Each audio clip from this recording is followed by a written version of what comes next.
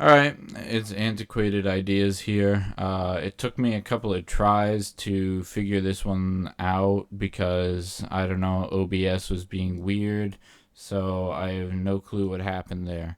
But anyway, I'm back. I was inspired by a few of your comments, some of your support, so I figured I would pick up and just keep going. So, obviously, right now, the sort of elephant in the room is the presidential elections in the US and what that means for eco nationalism and In a Woods Gang.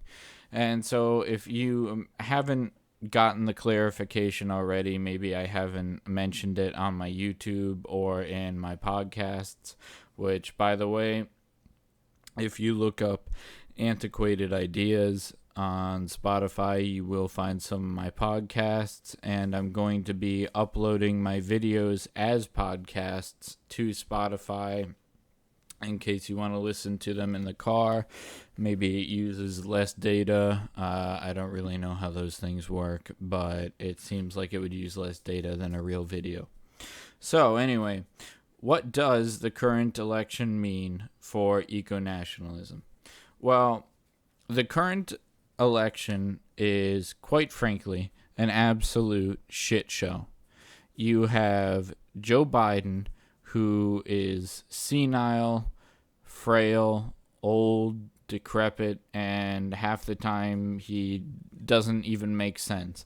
And on the other hand, you have Trump, who has a massive ego and he promises all these things that he actually does not end up doing.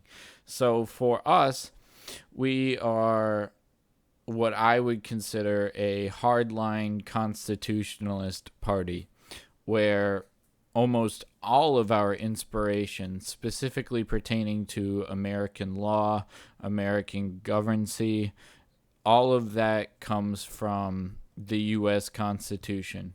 And of course, the Constitution allowed for interpretation, which is something that I will get into later.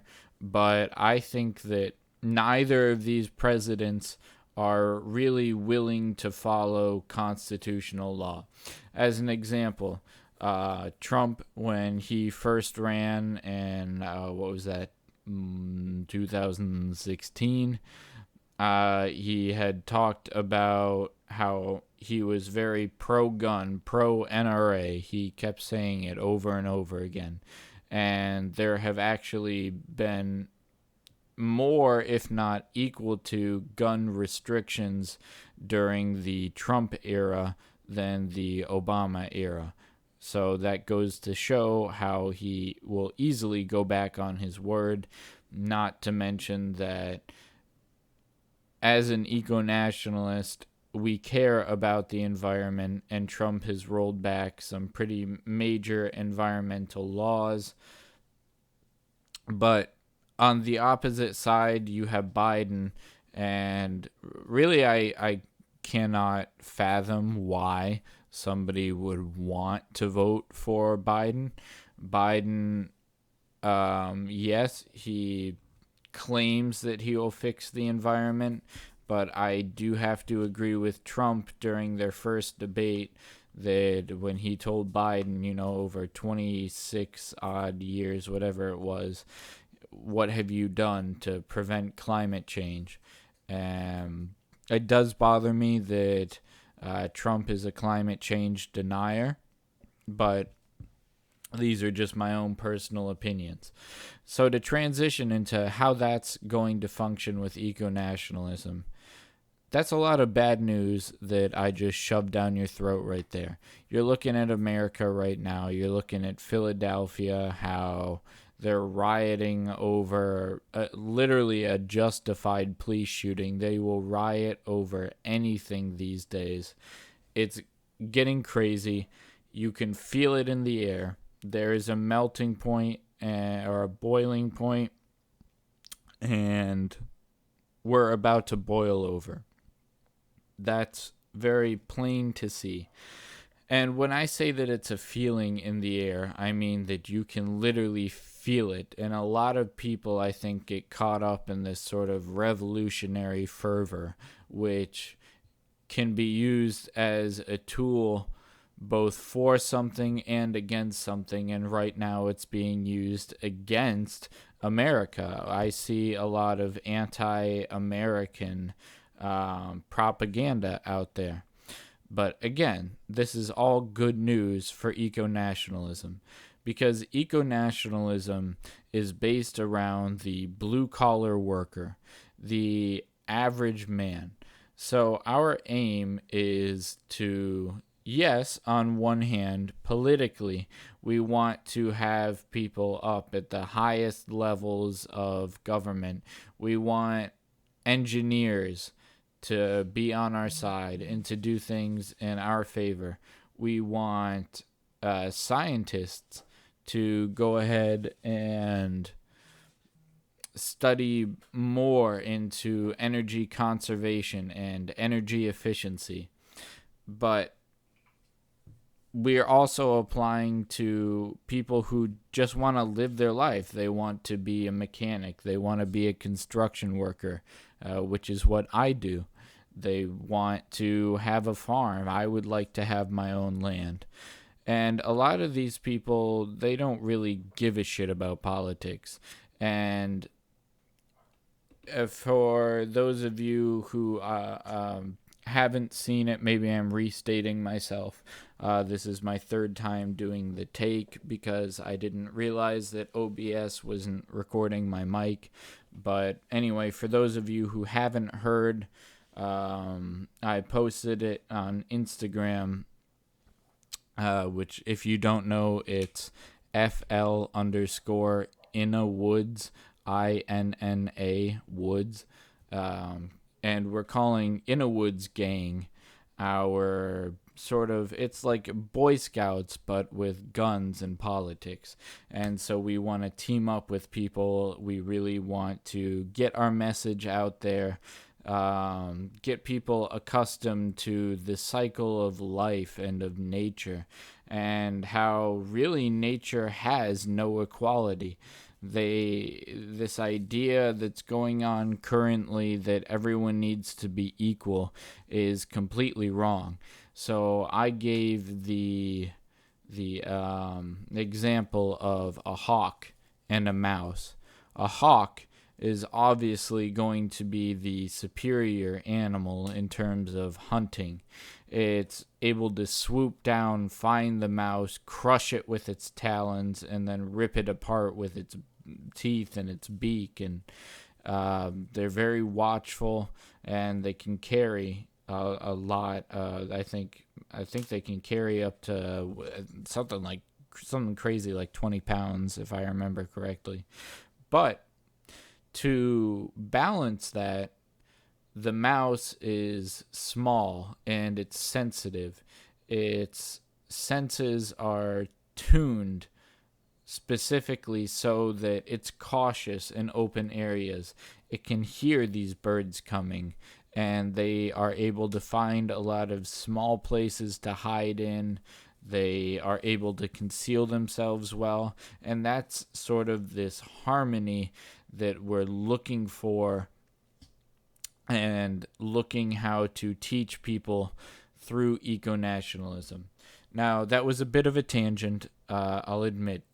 So getting back to the election, what we're aiming to do is find those people that are either non-political, or they're more centrist, or they really just don't know who they want to vote for. Because one of my favorite quotes about this election is that when you're voting for the lesser evil, evil still wins.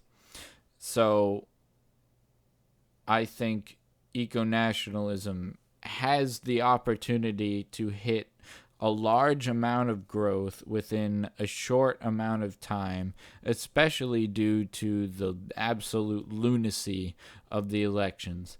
See, something that eco-nationalism offers that neither presidential candidate or party offers is honesty.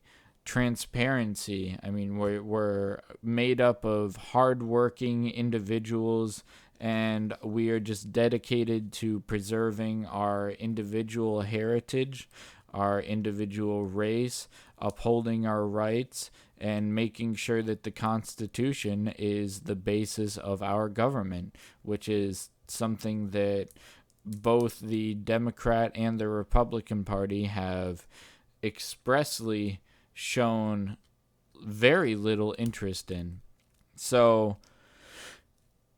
In a Woods Gang being that it's this kind of Boy Scouts with guns and politics, and it's meant to just introduce people to the idea, that's all fine and dandy. And that's a good way for the average person who doesn't necessarily care about politics, but they still want to be involved in something bigger than themselves, a Patriot Program, if you will, because In a Woods Gang is made up of patriots. I won't name names specifically, but a good number of our members are active duty service members right now or are considering joining the military. And the exciting news is that we have a server coming up so that we can host our own website and that we can move off of Instagram, because Instagram right now, it allows us to expand quickly, easily, and efficiently, but the goal is obviously not to have people on their phones. So we want to come up with our own website where, number one, Instagram is owned by Facebook, and Facebook is known for censoring opinions that they disagree with. So we want to step away from that as quickly as possible and bring as many people as possible with us to this new page. And when we launch our political party, the political party will be for people who are more diehard. I don't want to say fanatical because that has a bad connotation, but people who want to be more involved than just going out and planting trees, picking up litter, going on hikes, things like that. Those are all In a Woods related activities.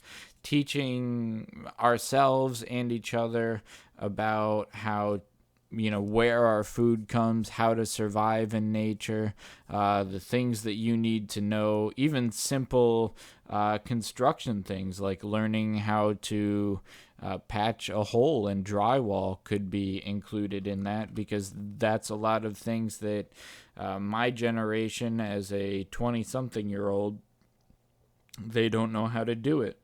Excuse me. So the political party will be more for people who they want to be involved. They want to support us. They want to see us get into government. And we aim to get into local government, state government, and federal government.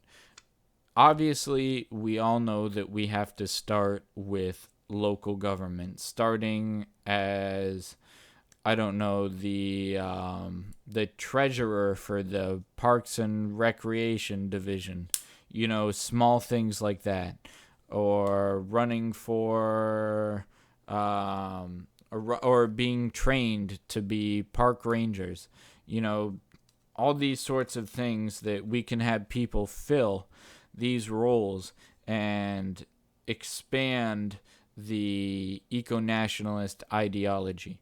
So we've been considering a couple names because eco-nationalism is the ideology, and I am in favor of a name being Eco-Nationalist Party of America, although it comes with the bad connotation of nationalism.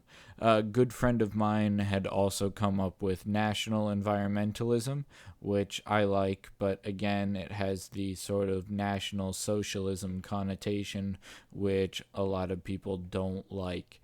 So what I was thinking, and we will discuss it more and I will give you more updates, But right now, I was thinking something along the lines of the Environmentalist Patriots Party for America. Something simple like that, where it's made obvious that we are patriots and we want America first. So it doesn't just tie into right-wing environmentalism, it ties into right-wing nationalism, the idea of preserving American culture, be it the land or the people. And each individual person here has their own backstory, which they should be proud of. They have their own race to be proud of, they have their own heritage and culture to be proud of. And that's another part of eco-nationalism, is finding that harmony, just like you would in nature, finding the harmony between groups of people and between groups of ideologies. But right now, we are on the verge of launching a massive propaganda campaign, and I mean propaganda in the highest sense of the term, where it's not so much coercion as it is informative, and it grabs your attention.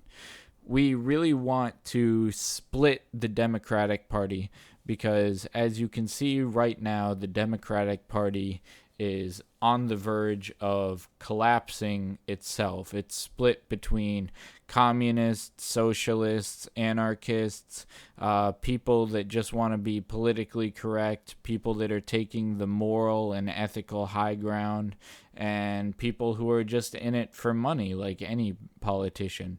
So I think that there are a lot of people right now who are upset with the way that the DNC, the Democratic National Convention, has been handling their candidates and the way that they've been handling their media campaign, which leaves us room to step in where people are looking for a third party, especially a third party that has a clear basis to stand on. We have a platform, and that platform is the Constitution. It's like Teddy Roosevelt's Square Deal, protecting consumers, ending mega corporations, and protecting as much of the environment as possible. And that's really where our basis lies. That's something that's easy for everyone to see. And I think that is an especially attractive point for anyone, no matter whether you're on the left or the right. But it is a goal to bring left-wing people, or people who are just sitting on the fence, not necessarily interested in politics, or they don't like either Trump or Biden, because frankly, we don't like Trump or Biden either. And it's about getting those people into our community, teaching them our beliefs, seeing how they like it, and then hopefully they will spread that message along to others. As you can see up on the screen right now, we have, this is a type of our propaganda poster where the statement is, pick up your fucking trash. It's not a question, it's a statement. Because this is something that left-wing environmentalism does incredibly wrong. Left-wing environmentalism is all about banning things. It's all about, like, you hear about the plastic straw laws, and recycling and just this and that, where it's not very in-depth. But I feel that just these 5 words, pick up your fucking trash, that embodies our whole attitude towards being out in nature. Oftentimes you will hear and correct me if I'm wrong, I may misquote this, but when you go outside or you go camping, take nothing and leave only footprints, is how the saying goes anyway, to some degree. And that's what we completely agree with. But Anyway, to wrap this video up, if you'd like to listen to this on Spotify because there's not much to really look at, then my Spotify is Antiquated Ideas. There are a few other eco-nationalist podcasts on there already that aren't on YouTube, although I really am incredibly thankful for your support. And I'd like to hear your guys' opinion on what our name should be for the political party. I mean, feel free to DM me on Instagram, leave me a comment on YouTube. Sorry. But you know where to find me. It's Antiquated Ideas on YouTube. It's Antiquated Ideas on Spotify. I think it's also on a few other podcast services, but it doesn't matter. That's not the point. If you like it, give it a listen. Give me a thumbs up. Give me a comment telling me what you want my next video to be about. I can do plenty more explaining our 10 tenets. It's a pretty fleshed out ideology. So anyway, again, guys, thank you so much for the support, and I'll see you later.